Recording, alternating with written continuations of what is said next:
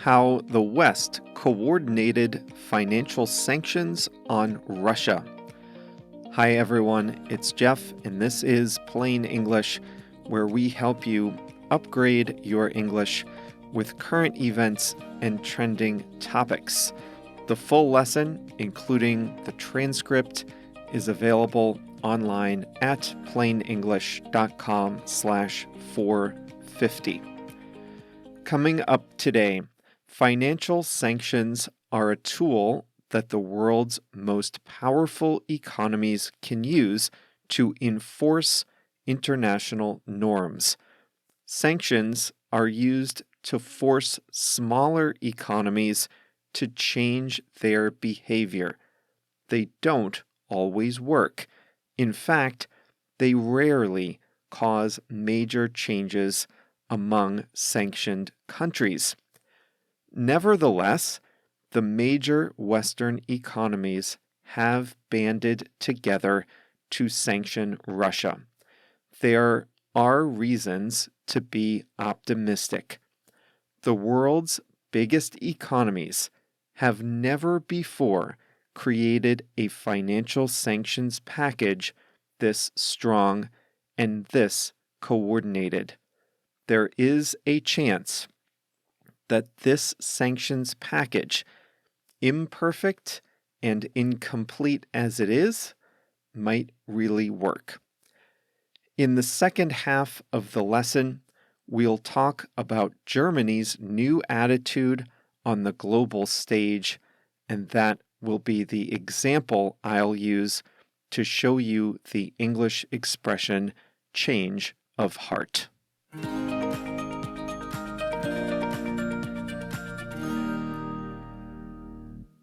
After Russia launched its invasion of neighboring Ukraine, and after it became clear that this was a full-scale air and ground war, Western governments had to respond. America, as a nuclear power, ruled out the possibility of direct military confrontation with Russia, another nuclear power. No European country was in any position to fight directly in Ukraine either. But neither could the US, Europe, and allies like Australia, Canada, and Japan sit by and do nothing either. That left financial sanctions. Financial sanctions are a relatively recent development. It's a catch-all term to describe a series of measures used to withdraw normal terms of trade from another country. In simple terms, if the U.S. sanctions a person or company, American companies can't, by law, do business with that person or company. Over 10,000 people or entities have been sanctioned by the U.S. government. Big economies use sanctions to punish smaller economies by implementing wider measures against a whole country.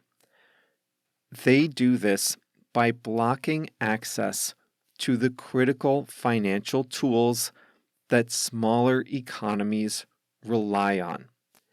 In theory, sanctions should allow bigger economies to force smaller countries to stop doing certain things, like violating human rights or developing nuclear weapons. There are a few success stories. Financial sanctions were used successfully to dissuade Libya from developing chemical and biological weapons in the late 1990s and early 2000s. The problem is that was the exception. Sanctions rarely work.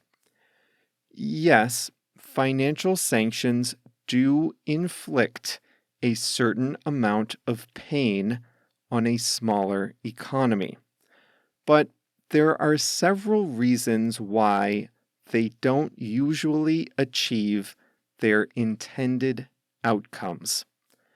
First, there are often many ways around sanctions.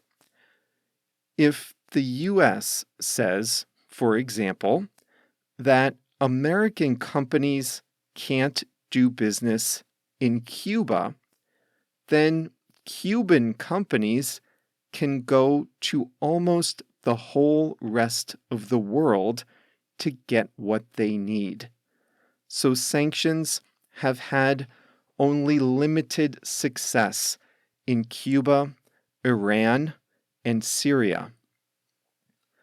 Second, the sanctions often inflict a lot of pain on ordinary citizens by ruining the economy. That's a problem for elected leaders, but many sanctioned governments simply don't care about what happens to ordinary citizens. The sanctions then punish the innocent citizens of a country without changing the behavior of the government. This is the tragic case of the sanctions against Venezuela. Finally, Western governments have taken a light touch with sanctions so that they inflict some limited pain, but not enough to really make a difference. As Russia escalated its international aggression from 2008 onward, it found that it could comfortably live with the limited financial sanctions imposed by the West. The initial round of American and European sanctions against Russia appeared to be following this same ineffective path. The US, UK, and Europe all took different measures to punish a handful of Russian entities like banks, businesses, and government officials. But this was uncoordinated and unlikely to really hurt. The first sanctions were also full of exemptions. In some of the most unprincipled moves of the crisis, Italian luxury goods makers and Belgian diamond merchants successfully argued to be exempted from sanctions so they could continue to make the Moscow rich look beautiful. But then everything changed on around February 27th. The European Union, led by new German Chancellor Olaf Scholz, had a change of heart. The EU was now all in on sanctions. The US, Canada, Australia, Japan, the UK, and Switzerland all worked together with the EU to unleash the most punishing set of financial sanctions ever made against another country. Here's a partial list of measures. First, Germany canceled the Nord Stream 2 gas pipeline, a decade-long project that was to open shortly. The company that operates the pipeline had to lay off its staff and now might face bankruptcy. Most Russian banks were also cut off from SWIFT, the payments system that allows international banks to communicate with each other. This will leave many banks unable to process cross-border transactions. Export controls will prevent Russia from importing machinery, parts, and microchips for its military and technology sectors. This not only applies to goods originating in the West, but also to any item that has American technology embedded in it. This will choke off much of Russia's manufacturing sector. The EU and US both closed their airspace to Russian aircraft, essentially cutting off travel between Russia and the West. Russia has a class of oligarchs, wealthy business people who made their money in close coordination with the government. Switzerland, famously neutral and famously protective of its banking sector, Switzerland agreed to freeze assets of oligarchs on the sanctions list, a previously unthinkable prospect. In addition to their Swiss bank accounts, the oligarchs have luxury apartments in London, New York, and Miami. They have mega yachts in ports around the world, and their kids go to exclusive boarding schools and universities in Europe, America, and Canada. All of that will be targeted. Joe Biden made a point to say in his annual address to Congress that America will be going after the ill-begotten gains of the oligarchs around the world. The hardest hitting sanctions, though, were slapped on Russia's central bank. Russia's central bank was banned from doing business with major international banks, limiting its ability to stabilize the Russian currency, the ruble. Russia has the world's fourth largest foreign currency reserves. Reserves are simply money that's held in either gold or in stable foreign currencies like US, Canadian, and Australian dollars, in euros, pounds, yen, and Chinese yuan. Countries hold reserves of foreign currency so they can prop up the value of their own currency in the event of a rapid decline in the exchange rate. It's complicated, but reserves of foreign currency can protect a country's economy in a crisis.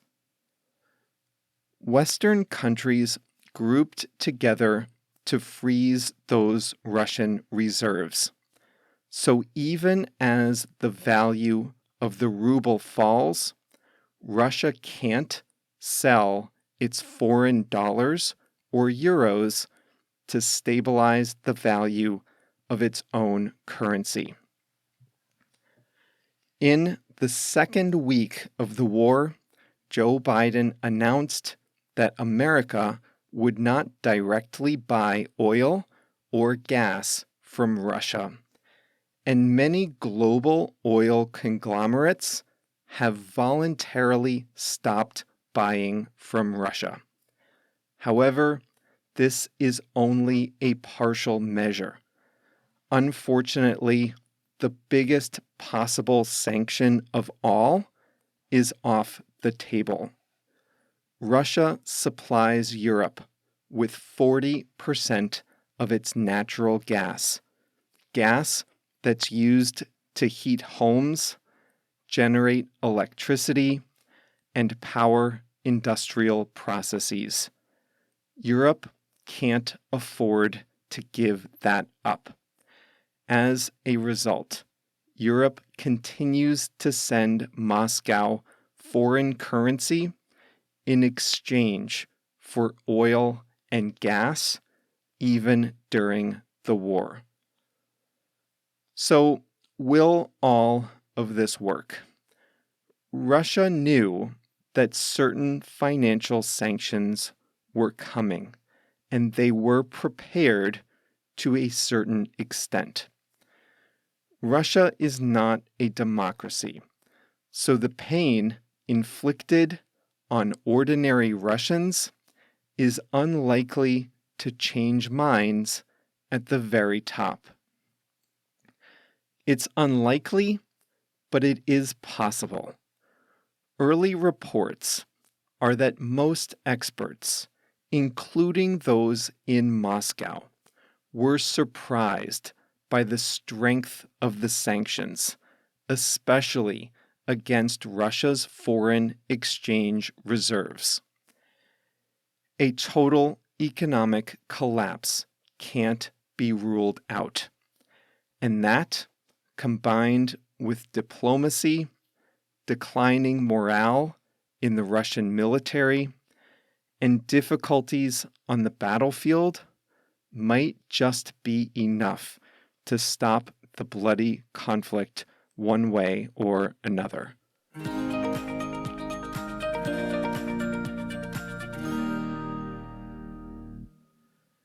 I just hope behind the scenes, somewhere, they are making contingency plans for Europe to get fuel from other sources next winter.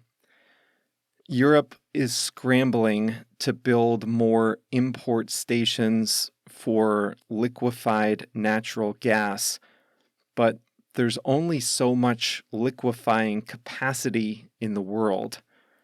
They produce gas in Europe, but the pipelines that cross the mountains aren't robust.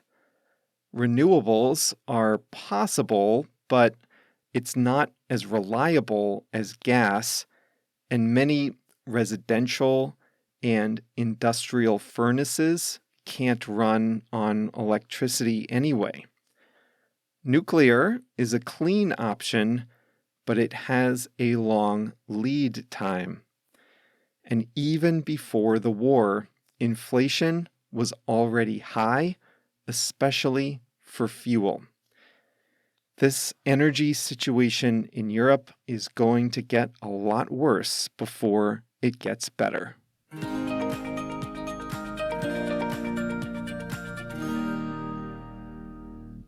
Today's English expression is a change of heart. If someone has a change of heart, the person's attitude toward something changes. In late February, Germany had a change of heart with respect to its role in the Ukraine crisis. When Russia was building up its forces on the border with Ukraine, even when it was clear that military action was coming, Germany promised to send Ukrainians 5,000 helmets.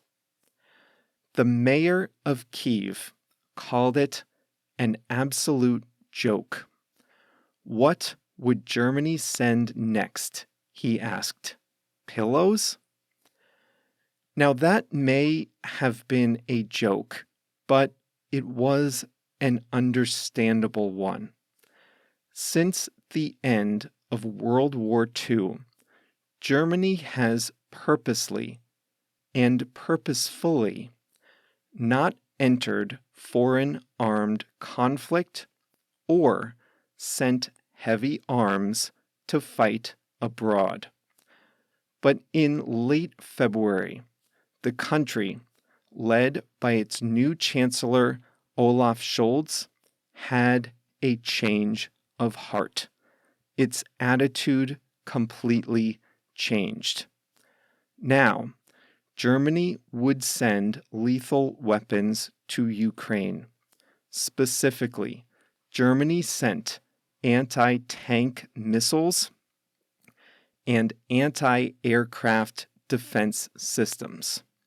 Furthermore, Germany announced a one-time expenditure of 100 billion euros on defense, and it pledged to increase its ongoing defense spending by a third relative to its GDP. Weeks ago, Germany was preparing to inaugurate the Nord Stream 2 pipeline, which would bring gas from Russia straight to Europe.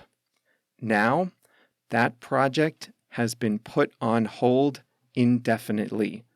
Scholz also announced he was building 2 liquefied natural gas import terminals, which will hopefully reduce Germany's dependence on Russian gas. This is a change of heart. Before, Germany was sending helmets and planning to cut the ribbon on a new Russian pipeline. Now, it's sending anti-tank and anti-aircraft systems, and it's planning to buy more gas from elsewhere. That was a change of heart, a change of attitude. Germany is not the only country to have had a change of heart. The United Arab Emirates had been neutral at the beginning of the invasion, preferring not to get involved. But the UAE, along with Saudi Arabia, had a change of heart and voted for the UN resolution condemning the war. The UAE also said that Ukrainians fleeing the war were eligible for visas on arrival. India is the world's biggest democracy, and as of when I'm recording this, it is currently on the fence. You can bet the U.S. is engaging in furious, behind-the-scenes diplomacy, trying to provoke a change of heart among India's leaders. I want to emphasize that a change in plans is not necessarily a change of heart. With a change of heart, it's not enough to just change what you're doing. You need to change your attitude, change the way you think about something. For example, if I had planned in my head to watch a movie last night, but then if I got so caught up reading about the Ukraine crisis that I just kept reading all night, then that's not a change of heart, that's just a change in plans.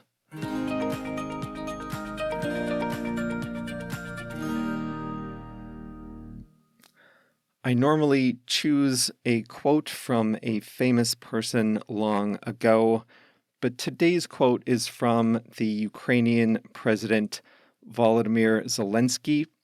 At the beginning of Russia's war on Ukraine, the U.S. asked the president of Ukraine if he wanted to leave Kyiv, the capital, for somewhere safer.